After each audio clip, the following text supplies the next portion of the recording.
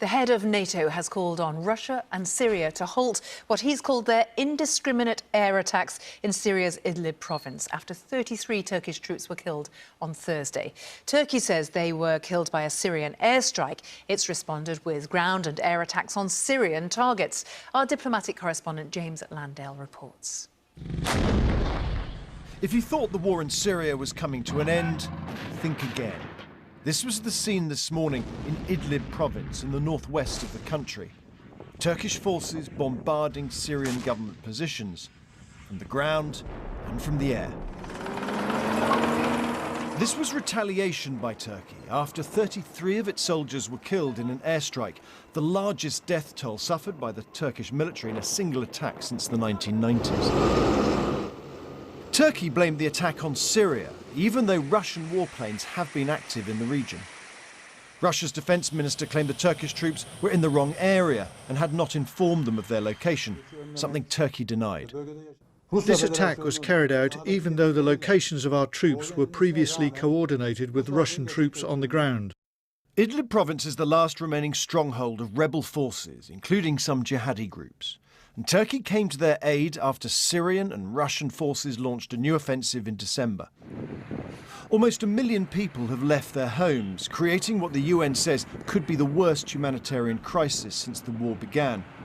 The fear now is that the conflict could escalate, and this morning NATO ambassadors met and condemned the Syrian and Russian offensive. I call on them to stop their offensive, to respect international law, and to back UN efforts for a peaceful solution. The problem is that it's not the United Nations that holds the cards in this conflict, it's Russia. And in recent months there have been growing tensions between Moscow and Ankara. This morning, President Putin and President Erdogan of Turkey, seen here last year, spoke on the phone in an attempt to calm the situation. But if there is no peaceful solution, then this could be a consequence. Refugees arriving on the Greek island of Lesbos this morning. There are already more than 3 million Syrian and other refugees in Turkey, and hundreds are now heading to the border with Greece and Bulgaria, after Turkish government officials suggested they may have to open the border if the fighting continues. James Landale, BBC News. Well, with me now is AJ Gyogzadeh from the Turkish service. First, let's talk about Turkey's expectations. Turkey wants NATO backing here. Yes, Turkey wants a no-fly zone over Idlib, and also Turkey wants its troops in Idlib to be protected by NATO. But today there was a NATO meeting which was called by Turkey. But after the meeting, Jens Stoltenberg made a statement, and he didn't mention any no-fly zone or any further protection. It's quite a big ask, isn't it? Yes, it is. Actually, it is. But there was no-fly zone mentioning by Stoltenberg. Also, Turkey wants more airspace covering. Turkey has only one Patriot missile now in Turkey, which was sent by Spain, a NATO member, 3 years ago. But Turkey needs more, and Turkey had more in 2011 and 12 when the Syrian war started in the first years. But then NATO withdrew all the other Patriot missiles from Turkey. Now Turkey wants more of it. It's only one in Turkey, in Adana Incelik Air Base. Turkey wants more, but Stoltenberg said today only they were looking at how they can further support Turkey's airspace, but there is no decision yet. Right, so there's a question mark there as far as Turkey is concerned. In the meantime, let's look at what's happening on the ground. I think we can show our viewers some live pictures as well of what is happening in terms of refugees within Turkey. Mm-hmm. Are the borders being opened? Yesterday, an official, a Turkish official, anonymous Turkish official, spoke to Reuters news agency. He or she said that they are not stopping anymore the refugees who want to cross Europe.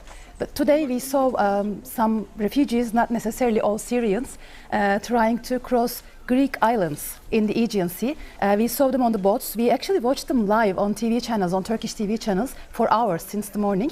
No police, no border police were stopping them. Also, we saw in Edirne border, which has border with Greece and Bulgaria, hundreds of refugees gathered in the border. They were trying to cross the border, but so far this border on the land has not been opened, but we see no police stopping the refugees so far. And as you say, not just Syrians. I mean, I was saying that there are Iranian, Iraqi, Afghan, Pakistani refugees, and there's a lot of expectation building up, a lot of people on the move now.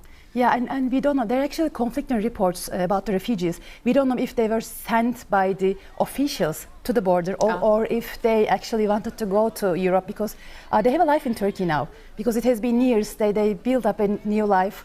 But we know if they try to go to Greek islands, they will be stuck in these islands for months maybe. So we don't know what they're expecting. We don't know if they make any payments to go to the border or if they were sent by some officials. So we'll keep an eye on this story. Ece, thank you very much for getting us up to date there. One very complicated story around Turkey right now. Thank you.